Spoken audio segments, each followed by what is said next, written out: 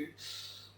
Donc ça, c'était sur le système pythagoricien, et je l'ai dit, il y a plein de bouches-trous de chaque côté. Ce que je vous ai montré tout à l'heure, c'était un système un peu simplifié. En fait, les notes et les intervalles, dans le système pythagoricien, il n'y en a pas 12, il y en a 24.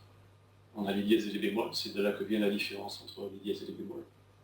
Et surtout, le fait que, on a amputé la dernière quinte pour qu'elle rentre dans l'octave, fait qu'on a cette fameuse dernière quinte, qui est plus petite que les autres, qui s'appelle la quinte du loup. Pourquoi? Parce qu'elle détonne. Donc là, vous avez une quinte normale et une quinte, la quinte du loup derrière.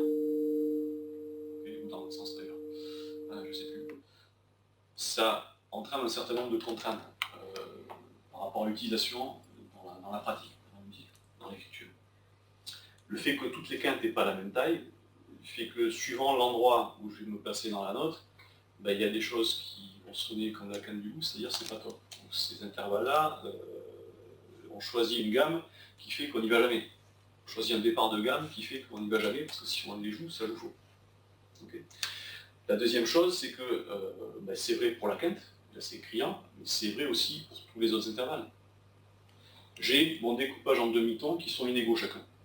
Donc suivant l'endroit où je pars, ma mélodie qui est en fait un rapport de fréquence ou un rapport de longueur vibrante, il va pas être exactement le même suivant la note sur laquelle je pars. Et donc une seconde, elle n'aura pas la même dimension suivant que je pars de la note 1, de la note 2, de la note 3, de la note 4. D'accord ? Donc certains intervalles, comme la quinte du loup, sont proscrits dans l'écriture, dans la composition, mais aussi dans les jeux. La transposition altère la mélodie, c'est ce qu'on vient de dire. En fonction de ma note de départ, comme mes intervalles ne sont pas égaux, ma mélodie va être altérée. Sauf si je suis à l'octave. Et c'est ce qui se passait d'ailleurs avant, au Moyen-Âge, les hommes et les femmes chantaient à l'octave. Pourquoi? Parce que une tierce ça marche pas, une quinte ça marche pas. Okay. La transposition altère aussi la mélodie. Donc la transposition, c'est, je suis sur son ton parlé, justement, le fait de ne pas avoir la même tessiture. Donc c'est vrai pour les voix, c'est aussi pour les instruments. Et donc il y a des instruments qui lisent les partitions, mais qui jouent. Donc la guitare est une octave en dessous. Il y a des instruments qui jouent une quinte, une tierce, notamment les cuivres et les familles de bois.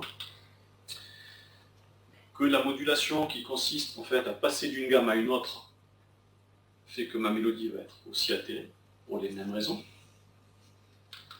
Et tout ça, ça rend très difficile la polyphonie. Ça veut dire la polyphonie, c'est quoi? C'est que j'ai plusieurs voix.